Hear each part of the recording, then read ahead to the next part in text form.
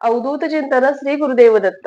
श्री स्वामी समर्थ. नमस्कार, मी पूजा. आपल्या चॅनलवर तुम्हा सगळ्यांचं पुन्हा एकदा खूप खूप मनापासून स्वागत करते. तुमच्या सगळ्यांच्या स्वामी महाराज लवकरात लवकर पूर्ण करत ही स्वामींचरणी प्रार्थना करते व आजच्या या आपल्या व्हिडिओला सुरुवात करते. व्हिडिओ जास्त मोठा नसणार आहे, छोटाच असणार आहे, पण खूप महत्वाची माहिती तुम्हाला आज देणार आहे. तसं तर तब्येत बरोबर नाहीये, पण मी ही माहिती तुमच्यापर्यंत पोहोचावी यासाठी व्हिडिओ बनवते. बघा, काल भरपूर ताईंचे मेसेज देखील आले होते, त्यांचा रिप्लाय द्यायचा झाला नाही, त्यासाठी अगोदर मी क्षमा मागते. आज सकाळी सगळ्यांच्या मेसेजचे मी रिप्लाय दिलेले आहेत. आणि खरं तर काल सांगता होती, त्यांना काही प्रश्न होते, पण काही मी काल बघितलंच नाही. काल खूप विकनेस होता, त्यामुळे काही पाहिलं नाही. पण आज मी उत्तर दिलेले आहेत, प्लीज चेक करा तुम्ही. बघा, आता मार्गशीर्ष महिना सुरू आहे. बघता बघता 2 गुरुवार आपले गेलेले आहेत आणि येणाऱ्या 19 तारखेला म्हणजे 2 दिवसांनी तिसरा गुरुवार आहे. आणि चौथ्या गुरुवारी यावर्षी 4 गुरुवार आलेले आहेत. तर चौथ्या गुरुवारी येत आहे ते उद्यापन आणि त्याचसोबत आलेली आहे एकादशी. तर एकादशी दिवशी आम्ही उद्यापन करायचं का? उद्यापनाबाबतीत भरपूर महिलांचे आपले प्रश्न आहेत. कारण बघा, एकादशी आहे म्हणल्यावर भरपूरांचा असा गैरसमज आहे की किंवा असा समज करून घेतला आहे की एकादशीला उद्यापन केलं जात नाही. आणि म्हणून आम्ही तिसऱ्या गुरुवारी म्हणजे आता येणाऱ्या 19 तारखेला आम्ही या गुरुवार व्रताचं उद्यापन करणार आहोत. तर अशी चूक अजिबात करू नका. माता लक्ष्मीचे गुरुवार तुम्हाला मार्गशीर्ष महिन्यातले गुरुवार एवढे 4 दिवसाचे कशासाठी दिलेले आहेत?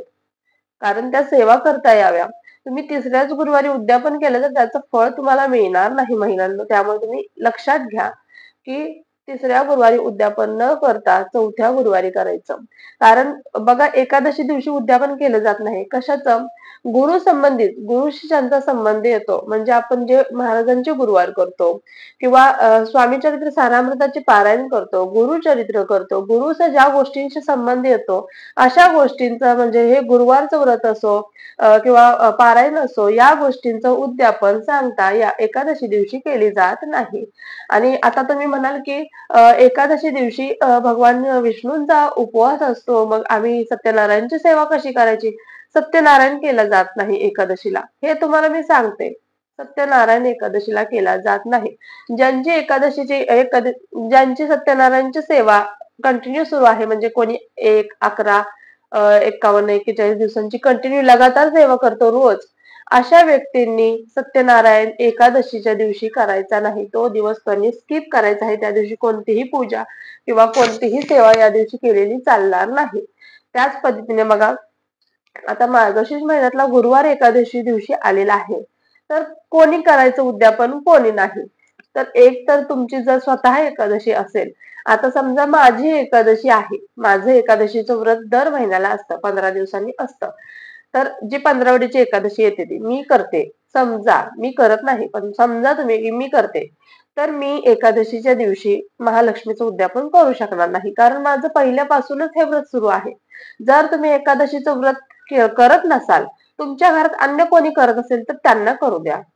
तुम्हाला काही प्रॉब्लेम नाही. तुम्ही स्वतः जर आपले जी घरातली जी महिला आहे पूजा मांडणी करते, पूजा वाचते, गुरुवारचं व्रत त्याचे उपवास ठेवते, या व्यक्तीचं जर एकादशी दिवशी व्रत असेल तर तिने हा सांगता केलेली चालत नाही. कारण दोन्ही उपवास एकत्र केले जात नाहीत. आता तुमचं एकादशीचं व्रतच नाहीये, तर तुम्ही गुरुवारचे उद्यापन करू शकता, गुरुवारचा उपवास करू शकता, गुरुवारची मांडणी सेवा करू शकता. त्यामुळे एकादशी दिवशी गुरुवारचं उद्यापन केलं जातं. आता भरपूर महिलांचा किंवा भरपूर सगळ्यांचा असा समज आहे की मार्गशीर्ष महिन्यातील गुरुवारचं आपण मार्गशीर्ष महिन्यातच उद्यापन करायचं, हेच गुरुवार फक्त महिने ठेवतात. म्हणून आम्ही पुढच्या गुरुवारी येणाऱ्या चौथ्या गुरुवारी एकादशी आहे, म्हणून आम्ही तिसऱ्याच गुरुवारी उद्यापन करणार. तर ही चूक टाळायची आहे तुम्हाला. आणि काही होत नाही.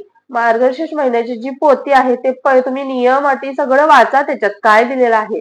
मार्गशीर्ष महिन्यात हे व्रत आवर्जून करावं, कारण माता लक्ष्मीच्या ज्या काही ऊर्जा आहेत त्या या दिवसात अतिशय प्रबळ असतात. त्यामुळे माता लक्ष्मीची या महिन्यात सेवा केली जाते. तसं तर या पोथीचं जर रोज वाचन केलं पाहिजे. त्याच्यामध्ये बघा तुम्ही कोणत्या महिन्यात कोणते उपवास करायचे सगळं दिलेलं आहे त्याच्यात. त्यामुळे तुम्ही पौष महिन्यामध्ये समजा तुमचा एक गुरुवार सुटला असेल तरी तुम्ही पौष महिन्यामध्ये तुम्ही उद्यापन करू शकता. असं काही नाहीये. नाहीतर मग याच गुरुवारी मी उद्यापन करते असं नाही. बघा, भरपूर महिलांचा पहिला किंवा दुसरा काही कोणता तरी एक उपवास सुटलाच असेल. कशामुळे? पिरियड्स आले असतील, सुतक आला असेल, काहीतरी प्रॉब्लेम्समुळे 1-2 उपवास सुटले असतील. मग आम्ही येणाऱ्या गुरुवारी उद्यापन करायचं का? बघा तुम्ही केले तरी देखील चालतील आणि जर तुमची इच्छा असेल, की नाही मला 4 गुरुवार आलते, मग पुढचे मला गुरुवार करायचे, तर तुम्ही पौष महिना जो येणार आहे पुढचा जानेवारी महिना, त्यामध्ये देखील काउंट करू शकता. आता बघा कधी-कधी असं होतं, की लग्न कार्यासाठी किंवा बाहेरगावी आपल्याला अचानक जावं लागतं. अशा वेळेस आपण मांडणी करू शकत नाही. पण तुम्ही उपवास करायचा आहे, जितकी जास्त होईल मनोमन माता लक्ष्मीची सेवा करायची आहे. सेवेला अतिशय महत्त्व आहे. पूजा मांडणी केली नाही म्हणून काही होत नाही. सेवा जर केली तर तो गुरुवार तुम्ही काउंट करू शकता. येणाऱ्या पुढच्या गुरुवार तुम्ही उद्यापन करू शकता. अशा पद्धतीने तुम्हाला उद्यापन करायचं आहे. सॉरी. बघा उद्यापन त्यामुळे एकादशी दिवशी जर ज्यांचा एकादशीचं व्रत असेल अशा लोकांनी उद्यापन करायचं नाही. बाकी सगळ्यांनी उद्यापन केलं तर चालतं. गेल्या वर्षी तुम्हाला आठवत असेल शेवटच्या गुरुवारी अमावास्या आलते. भरपूर महिलांनी आता जिथे मी राहते तिथं देखील सांगते सगळ्यांना ओरडून सांगितलं की बाबांनो अमावस्या चांगली असते. आता एवढं मोठं लक्ष्मीपूजन आपण अमावस्येच्या दिवशी भर रात्री करतो आणि लक्ष्मीचंच उद्यापन, लक्ष्मी मातेच्याच उपवासाचं उद्यापन अमावस्या आणि चांगली नाहीये. मग करायचं नाही. अरे हा कोणता नियम आहे? त्याने भरपूर लोकांनी 5 गुरुवार आले ते 4थ्याच गुरुवारी उद्यापन केलं होतं. आता या वर्षी देखील एकादशी आलेली आहे, तर एकादशीच्या दिवशी कसं करायचं म्हणून आधीच करतील. म्हणून मी जितक्या महिला आपल्या बघतायत किंवा आपले दादा बघत असतील हा व्हिडिओ, तर आवर्जून आपल्या घरामध्ये सांगा, की अशी-अशी गोष्ट आहे ज्यांचं एकादशीचं व्रत आहे त्यांना पटवून द्या. पटतं. सगळं माहीत असतं. कधी-कधी घरातले सांगत असतात, की "नाही बाबा एकादशीला काही होत नाहीये, तुझं व्रत नाही, माझं आहे. तू उद्यापन कर, तू करू शकतेस." तरी देखील आपलं ऐकत नाही. पण बघा असं काही नाहीये. हा गैरसमज घराभरातून काढून टाका. जर सुतक आलं तर तुम्हाला ते 10-12 दिवस पाळावेच लागतात. नंतर तुमची इच्छा असेल तर तुम्ही उद्यापन करू शकता. एखादा गुरुवार पकडून तुम्ही उद्यापन करू शकता. काही देखील हरकत नाहीये. पण उद्यापन करायचं आहे, उद्यापन सोडून द्यायचं नाही. उद्यापनाच्या दिवशी बघा एखादी स्त्री आपल्या घरामध्ये आली तर तिला कधीच मोकळ्या हाताने घालवायचं नाही. आता पोती वगैरे आपण देतो. ज्यावेळेस आपण पोती वगैरे देतो, भरपूर महिला काय म्हणतात, "पोती देऊ नको बाई, आमच्या घरात कोण पूजा पण करत नाही, वाचत पण नाही, पडलं पडून राहतं." पण तुम्हाला मी कळकळीची विनंती करते, 7च पोती आणा. किती?